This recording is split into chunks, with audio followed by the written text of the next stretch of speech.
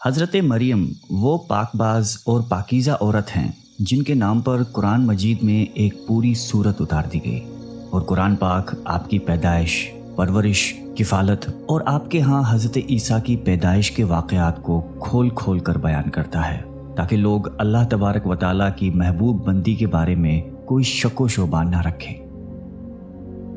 حضرت مریم علیہ السلام حضرت داؤد علیہ السلام کی نسل سے تعلق رکھتی ہیں۔ آپ کے والد محترم اس دور میں بنی اسرائیل کے امام نماز تھے، اور آپ کی والدہ محترمہ بھی عابدہ اور زاہدہ خاتون تھیں۔ اس دور میں اللہ تعالیٰ نے بنی اسرائیل پر حضرت زکریہ علیہ السلام کو مبعوث فرمایا تھا۔ جب حضرت مریم علیہ السلام کے والدہ کے ہاں اولاد نہیں تھی تو انہوں نے اللہ کے نام پر یہ نظر مانی کہ اگر ان کے ہاں اولاد ہوئی تو وہ اسے بیت المقدس کی خدمت کے لیے وقف کر دیں گی۔ اس وقت کے رواج کے مطابق جو لڑکا اللہ تعالیٰ کے نظر کر دیا جاتا وہ نہ تو شادی کرتا تھا اور نہ ہی دنیاوی مشاغل میں دلچسپی لیتا تھا، صرف عبادت گاہ کی خدمت کرتا اور خود عبادت میں مشغول رہتا تھا۔ حضرت بی بی مریم کی والدہ نے بھی بیٹے کے عطا کرنے کی دعا اس لیے کی تھی کہ رواج کے مطابق عبادت گاہ کی خدمت کے لیے تو صرف لڑکوں کو قبول کیا جاتا تھا، لڑکیوں کے لیے یہ اجازت نہیں تھی۔ چنانچہ بیٹے کی جگہ جب بیٹی پیدا ہوئی تو ماں کو یہ فکر ہو گئی کہ اس کی نظر قبول نہیں ہوگی، کیونکہ دستور کے مطابق لڑکی نظر کرنے کی ممانعت تھی۔ اسی کشمکش میں اللہ تعالیٰ سے یہ دعا کی کہ اے رب، میں نے تو لڑکے کی درخواست کی تھی، لیکن جو اللہ تعالیٰ کی ذات بابرکت کا علم ہے وہاں تک انسانی سوچ کیسے پہنچ سکتی ہے؟ اللہ تعالیٰ نے جس لڑکی کو پیدا فرمایا تھا اس سے دراصل مقدس ماں بنانا مقصود تھا، جس میں سے ایک عظیم الشان مبارک و مسعود بیٹے نے پیدا ہونا تھا جو پیدائشی نبی تھا۔ بہرحال حضرت مریم کی پیدائش ہو جاتی ہے اور مدت رضاعت ختم ہوتی ہے تو آپ علیہ السلام کی والدہ محترمہ آپ کو بیت المقدس لے جاتی ہیں تاکہ مجاوروں کے سپرد کر کے اپنی منت پوری کریں۔ وہاں مجاور جھگڑنے لگتے ہیں، ہر کوئی یہ چاہ رکھتا ہے کہ حضرت مریم کی کفالت اس کے سپرد کی جائے۔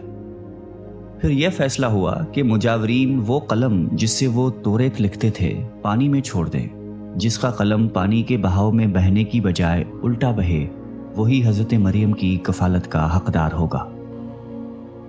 اس مقابلے میں حضرت زکریا بھی شامل تھے۔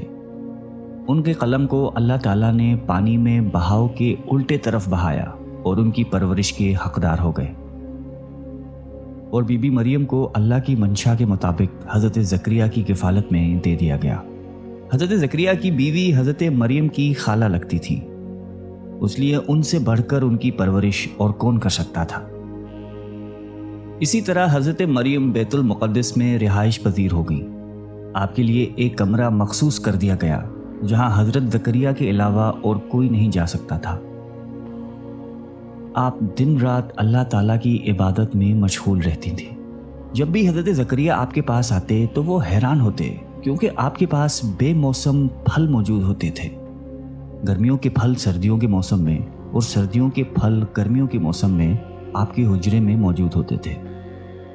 حضرت زکریا کی حیرت بجا تھی، تبھی حضرت مریم سے پوچھا کہ یہ پھل کہاں سے آتے ہیں، کون دے کر جاتا ہے آپ کو؟ حضرت مریم پرسکون ہو کر فرماتی ہیں کہ اللہ کے پاس سے۔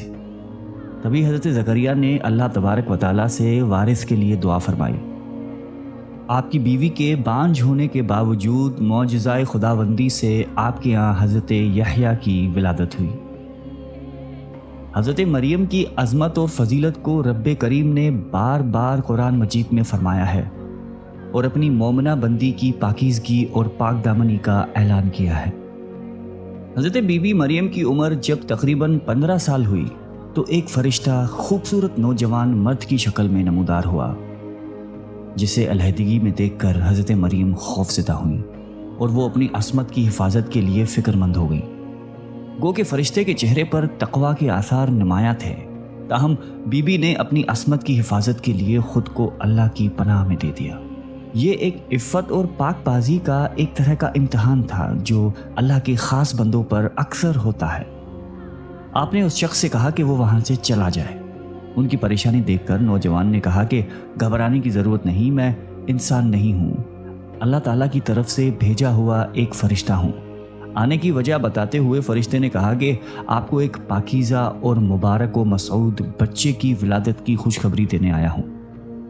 حضرت مریم کو انتہائی تعجب ہوا۔ وہ بولی کہ یہ کیسے ممکن ہے، کیونکہ وہ شادی شدہ نہیں تھی۔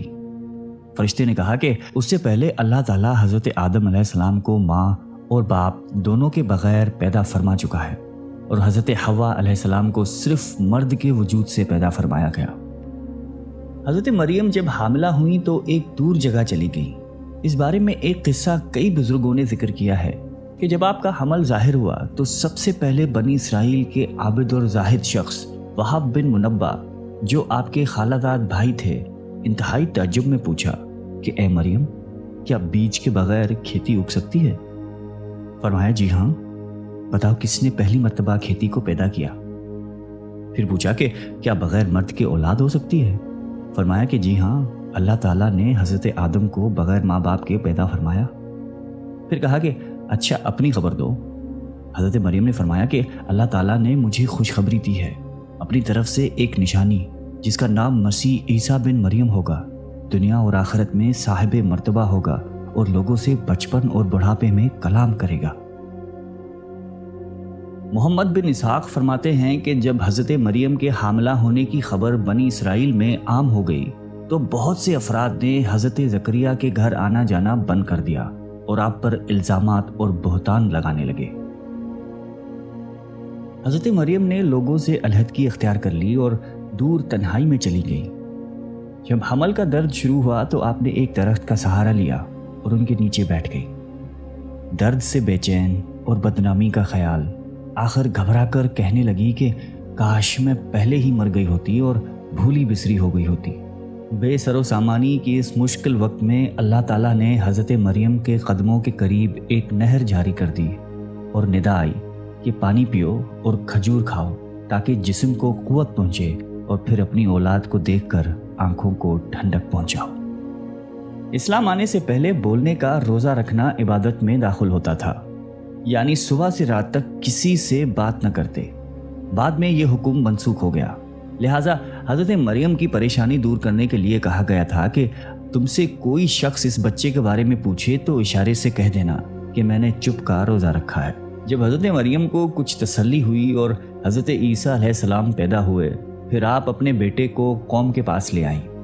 قوم کے لوگ آپ کے گود میں بچہ دیکھ کر غضبناک ہو گئے اور آپ کی عبادت گزار اور پاکیزہ خاندان کا حوالہ دیتے ہوئے آپ سے بدگمان ہوئے اور الزام لگانا شروع کر دیا۔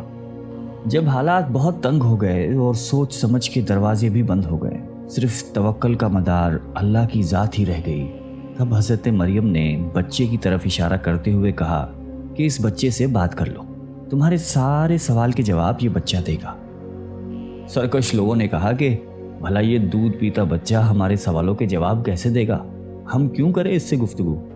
قوم کا یہ کلام سن کر حضرت عیسیٰ نے تقریر شروع کر دی، جس کا ذکر اللہ تعالیٰ نے قرآن مجید میں یوں فرمایا ہے، اور جب بچے نے فرمایا میں ہوں اللہ کا بندہ، اس نے مجھے کتاب دی اور مجھے نبی کیا، اس نے مجھے مبارک کیا، میں کہیں ہوں، مجھے نماز و تقوی کی تاکید فرمائی، جب تک میں جیوں اپنی ماں سے اچھا سلوک کرنے والا اور مجھے زبردست بدبخت نہیں بنایا، اور سلامتی ہے مجھ پر جس دن میں پیدا ہوا اور جس دن میں مروں اور جس دن زندہ اٹھایا جاؤں گا۔